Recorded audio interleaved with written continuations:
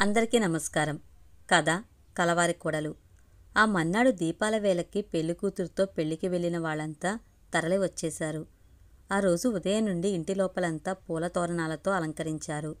శ్రీనిలయం పూల పరిమళాలతో గుమ్మెత్తిపోయింది. నేను కిందకు దిగకుండా మెట్ల మధ్యలోనే నిలబడిపోయాను. నీరజ వాళ్ళు ముందుగా లోపలికి వచ్చారు. నీరజ హారతి పళ్ళెం పట్టుకుంది. వధూవరులిద్దరికీ హారతి ఇచ్చింది. పట్టుబట్టల్లో కృష్ణప్రసాద్, రజిత ఇద్దరు ముచ్చటగా ఉన్నారు. పేర్లు చెప్పమంటూ అందరూ ఏమిటో గలగలా మాట్లాడేస్తున్నారు. కృష్ణ, ముందు నువ్వు చెప్పు. అదేం, అమ్మాయినే చెప్పమనండి. అలా మెల్లగా చెప్తే ఎవరికి వినిపిస్తుంది? ఎవరెవరో అలా గట్టిగా మాట్లాడుతుంటే నాకు అప్రయత్నంగా మేమిద్దరం శ్రీనిలయానికి వచ్చిన రోజు గుర్తుకు వచ్చింది. ఆ రోజు అత్తయ్య నిలబడిన చోటనే నేనిప్పుడు నిలబడ్డాను. అప్పుడు నీరజ వెనక ఎవరో పక్కింటి వాళ్ళు 4-5 ఉన్నారు. అత్తయ్య మోహంలో అప్పుడు ఏదో ఉదాసీనత, నిష్ఠూరం. ఇప్పుడు అత్తయ్య మోహంలో కొంచెంగా హుషారు, చిరునవ్వు ఉన్నాయి. గుమ్మానికి అటు ఇటు కూడా గుంపుగా చాలామంది బంధువులున్నారు. సరిగ్గా అప్పుడు అత్తయ్య అన్న విధంగానే నేను పరిహాసాలు చాలుగాని వాళ్ళని లోపలికి రానివ్వండి అని తీక్షణంగా అంటే ఎలా ఉంటుంది అందరి రియాక్షను? నా ఆలోచనకి నవ్వొచ్చింది. వెనువెంటనే నిట్టూర్పు వచ్చింది. ఏంటమ్మాయి, నువ్వు చెప్తుంటే మాకెవరికీ వినిపించడం లేదు అని ఎవరో అన్న మాటలకి రజిత చాలా స్టైల్గా జుట్టుని వెనక్కి తోసుకుంటూ, అయితే మైక్ తీసుకురండి, ఇరుగు పొరుగు వాళ్ళకి కూడా వినబడేటట్లు చెప్తాను అంది. అందరూ పెద్దగా నవ్వారు. రజిత అందర్నీ తప్పించుకుని మెట్ల మీద నిలబడి ఉన్న నా దగ్గరకు వచ్చి చూపుడు వేళ్ళు నా వైపు ఉంచి చనువుగా, సుజన అవునా అంది. నేను అవునన్నట్లుగా తల ఊపగానే, చూసావా, ఇంతకు మునుపు చూడకపోయినా ఎలా గుర్తుపట్టానో అంటూ జుట్టు వెనక్కి తోసుకుని భుజాలెగరేసింది. అంత చనువుగా పలకరించినందుకు చాలా ఆనందంగా అనిపించింది. చిరునవ్వుతో చూస్తూ తన చేయి పట్టుకున్నాను. తన అక్క మరణానికి నేనే కారణమనుకుని అందర్లా దూరంగా నిష్ఠూరంగా ఉంటుందని అనుకున్నాను. నా అంచనా తప్పింది. పెళ్లికి ఎందుకు రాలేదు? ఇక్కడ ఏర్పాట్లు ఎవరో ఒకరు చూడరా? నువ్వే ఉండాలా? ఇదేం బాగాలేదు అంది. ఊహించిన ఆదరానికి ఒక్క క్షణం నిశ్చేష్టురాలనైపోయి తన వైపు ఇష్టంగా చిరునవ్వుతో చూస్తుండిపోయాను. జవాబేం చెప్పాలో తోచలేదు. రజిత నవ్వులో ఒక విధమైన స్టైలు ఉంది. పెదవుల్ని ఒక వైపుకి సాగదీసినట్లుగా నవ్వుతుంది. నువ్వు వచ్చి ఉంటే వైభవంగా జరిగే పెళ్లి ఎలా ఉంటుందో నీకు తెలిసేది అని విచారిస్తూ మొహం పెట్టి అంది. షాక్ అయ్యాను. కుటుంబ సభ్యురాలిగా పెళ్లి వేడుకలో పాలు పంచుకోనందుకు కాదు రజిత విచారం. స్థితిమంతుల పెళ్లి ఎలా ఉంటుందో తెలుసుకునే అవకాశాన్ని పోగొట్టుకున్నందుకు మాత్రమే. నిట్టూర్చాను. ఏమో, తను యథాలాపంగానే అలా అందేమో, నేనే ఇంకో విధంగా ఆలోచిస్తున్నానేమో. ఆ మన్నాడే ఇంట్లో వ్రతం. ఊళ్ళో వాళ్ళు కూడా చాలామంది రావటం, అడావిడి జరిగింది. వీలైనంత వరకు అందరికీ కొంచెం దూరంగానే ఉంటున్నా. కొందరి గుసగుసలు చెవిన పడ్డాయి. పెద్ద కోళ్ళని చూశావుగా, కోడలని అనకు, మీనాక్షమ్మ వింటే మండిపడిపోతుంది.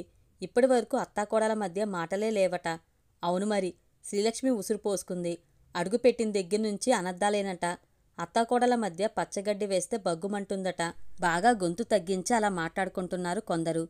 గుసగుసలే అయినా నాకు వినిపించాయంటే వాళ్ళ ఉద్దేశం కూడా వినిపించాలనే కాబోలు. కొందరికి అదో ఆనందం. పుట్టిందంటే పురుగులు పట్టిందని చెప్పుకుంటారనే సామెతను వాళ్ళ మాటలు నిజం చేస్తున్నాయి. వీళ్ళందరూ ఏమనుకుంటే ఏమిటి? అత్తయ్య ఆంతర్యం నాకు జ్వరం వచ్చినప్పుడు స్పష్టంగా తెలిసింది కదా. శ్రీలక్ష్మి మన్నానికి కుమిలిపోవడంతో మామూలుగా ఉండలేకపోవటమే తప్ప నా మీద ప్రత్యేకంగా కోపం, నిష్ఠూరం లేనేలేవు. మొదట్లో నన్ను పలకరించలేదని కొంచెం అభిమానపడ్డానే గాని ఇప్పుడు మాత్రం పలకరింపులు లేకపోయినా అత్తయ్య అంటే గౌరవం, ఆత్మీయత ఉన్నాయి. అత్తయ్య వ్యక్తిత్వానికి, ప్రేమించే మనసుకి నేను అభిమాన్ని కూడా. పెళ్లి సందడి అంతా సద్దుమణిగింది. బంధువులందరూ వెళ్ళిపోయారు. 15 రోజుల్లోనే రజిత కాపురానికి వచ్చేసింది. నీరజ ఎక్కువగా కంప్యూటర్ ఇన్స్టిట్యూట్స్కి వెళ్ళి వస్తుంటుంది. ఇంట్లో ఎక్కువగా ఉన్నట్లే ఉండదు. రజిత ఇంట్లోనే ఉంటుంది కాబట్టి నాకు కాలక్షేపం బాగా ఉంటుందనుకున్నాను. అందులోనూ వచ్చిన రోజే ఈ అరమరికలు లేకుండా నన్ను పలకరించింది కూడా కదా. రజిత వచ్చిన మన్నాడే ఉదయం వేళ కోదండంగారు అడావిడిగా వచ్చారు. అప్పటికి నేను రజిత ఇంకా డైనింగ్ టేబుల్ దగ్గర కూర్చుని ఉన్నాం. అత్తయ్య కృష్ణప్రసాద్ పక్క వరండాలో ఉయ్యాల బల్ల దగ్గరున్నారు. విష్ణు ఆఫీస్కి వెళ్ళి చాలాసేపయింది. కోదండంగారిని మొదటిసారి చూసిన తర్వాత మళ్ళీ 2-3 సార్లు ఇంటికి వచ్చారు గాని నాతో మాటలేం లేవు. పలకరించినట్లుగా చిరునవ్వుతో చూసి పక్కకు వెళ్ళిపోయాను. ఆయన అంతే. ఆయన మీనాక్షి మీనాక్షి అని పిలుస్తూ అత్తయ్య వాళ్ళు కూర్చున్న వైపుకి వెళ్లారు. ఆ గురుస్వామి ఫ్లాటు మనకే ఇస్తానని చెప్పి 4 రోజుల్లో రిజిస్ట్రేషన్ చేయించుకోమని నాకు ఫోన్ చేసి చెప్పాడు. ఆయన గొంతు కంగుమంది. అత్తయ్య కృష్ణప్రసాద్ ఒక్కసారి నిజంగా అనటం వినిపించింది. అవును, ఆ రోజు రేటు పెంచుతామని అన్నా వినకుండా మొండికేసిన వాడు ఇప్పుడు తనంతట తానే రేటు కూడా పెంచకుండా అదే రేటుకి ఇస్తానంటున్నాడు. ఏమైతేనేం మనకి ఒక సమస్య తీరినట్లే. మంచి చోట అలాంటి ఫ్లాటు దొరుకుతుందా అని ఆందోళన పడ్డాను. కానీ చేజారిందనుకున్న ఆ ఫ్లాటు మళ్ళీ మనకే దక్కుతుందన్నమాట. కృష్ణప్రసాద్ గొంతులో ఆనందం స్పష్టంగా తెలిసిపోతుంది. ఆ గురుస్వామి తెక్కమేళంలా ఉన్నాడే, లేకపోతే ఇన్నిసార్లు మాట మార్చడం ఏమిటి? ఇప్పుడైనా ఆలస్యం చేయకుండా రిజిస్ట్రేషన్ చేయించుకోవటం మంచిది. చిన్నత్తయ్య మాటలు. డైనింగ్ హాల్కి వరండాకి ఉన్న ద్వారం దగ్గర నిలుచున్న కోదండంగారు కొంచెం పెద్ద గొంతుతోనే అన్నారు. ఒక్కోసారి మనం ఎంత ప్రయత్నించినా జరగని పని మనం టైం బాగున్నప్పుడు ప్రయత్నం చేయకపోయినా జరిగిపోతుంది. నా పెద్ద కూతురిదే కాదు, చిన్న కూతురు జాతకానికి తిరుగులేదు. మంచికైనా చెడుకైనా కోడలొచ్చిన వేళ అంటారందుకే. కృష్ణప్రసాద్ మాటలు విసురుగా వచ్చాయి. మావయ్య, ఆ ఫ్లాట్ మనకి దక్కిందని నువ్వు చెప్పిన విషయం బాగుంది. కానీ దానికి అనవసరమైన రంగులు వేయటం మాత్రం బాగాలేదు. అదేమిట్రా, ఇందులో నా సొంత పాండిత్యం ఏముంది? పెద్దలన్న మాటనే కదా నేను అన్నాను. అంతెందుకు, మన ఊరి వాళ్ళందరూ నీ పెళ్లిలో ఏమన్నారు? బావని అవస్థ పెట్టి పెళ్లికి తీసుకెళ్లటం ఎందుకు? ఆయనకేమైనా తెలుస్తుందా అనుకున్నాను. కానీ ఏదో కొంచెం అవస్థపడి తీసుకెళ్లినందుకు మంచి ఫలితమే కనిపించిందిగా. మీ నాన్న మొహంలో మార్పు వచ్చిందని, మొహంలో ఆనందం కనిపించిందని అందరూ అనలేదు? పిల్లమెళ్ళలో 3 ముళ్ళు పడి మీ ఇంటి కోడలైన వేళ నుండే మంచి జరగడం మొదలైందని, ఇక మీ నాన్న ఆరోగ్యం బాగుపడే సూచనలు కూడా కనిపిస్తున్నాయని అందరూ అనుకుంటుంటే నాకు విచిత్రంగా అనిపించి నవ్వొచ్చింది. కానీ ఈరోజు మాత్రం గురుస్వామి మనసు మార్చుకుని మనకే స్థలం ఇస్తానని అనడంతో వాళ్ళ మాటల మీద కొంచెం నమ్మకం వచ్చి ఆనందంగా ఉంది. రజిత లేచి కోదండంగారి పక్కకెళ్ళి కృష్ణప్రసాద్తో అంది. మంచి కబురు తెచ్చిన సంతోషంలో నాన్న నా గురించి మంచిగా అంటే నువ్వు సంతోషించాలి గాని కష్టంగా మాట్లాడుతున్నావేంటి బావా? ఎందుకో చెప్పమంటావా? మంచికే కాదు, చెడుకు కూడా నిన్ను బాధ్యతరాలని చేయటం నాకిష్టం లేదు. మరి నిన్ననే నా పర్స్ 10,000 అందులో ఎక్కడో పడిపోయింది. నేను కొన్న షేర్లలో 2 లక్షలు నష్టమూ వచ్చింది. నువ్వు అడుగుపెట్టిన వేళా విశేషం అనటం నాకు బాధగా ఉండదా చెప్పు? కృష్ణప్రసాద్ మాటల్లో నవ్వు వినిపించింది. నువ్వు కావాలనే అబద్ధాలు చెప్తున్నావు. ఎవరిని వెనకేసుకుని ఇలా మాట్లాడుతున్నావో నాకు అర్థమైందిలే. విసురుగా వచ్చి మళ్ళీ డైనింగ్ టేబుల్ ముందు కూర్చుని తన కాఫీ కప్పు చేతిలోకి తీసుకుంది. కృష్ణప్రసాద్ అక్కడ్నుంచి లేచి వచ్చి వెళ్ళిపోతూ ఒక క్షణం ఆగి రజిత వైపు చిరునవ్వుతో చూసి, ఎవని రజిత, అబద్ధాలు చెప్తున్నావంటున్నావు? నన్నా మీ నాన్ననా అన్నాడు. రజిత నల్లబడిన మొహంతో మిరిమిరి చూసింది. అదేం పట్టించుకోనట్లుగా కృష్ణప్రసాద్ చిన్నగా నవ్వుకుంటూ వెళ్ళిపోయాడు. కోదండంగారు వచ్చి నా పక్క కుర్చీ లాక్కుని కూర్చుంటూ గట్టిగా నిట్టూర్చారు. ఏదైనా ముక్కుసూటిగా మాట్లాడ్డం నా అలవాటమ్మా.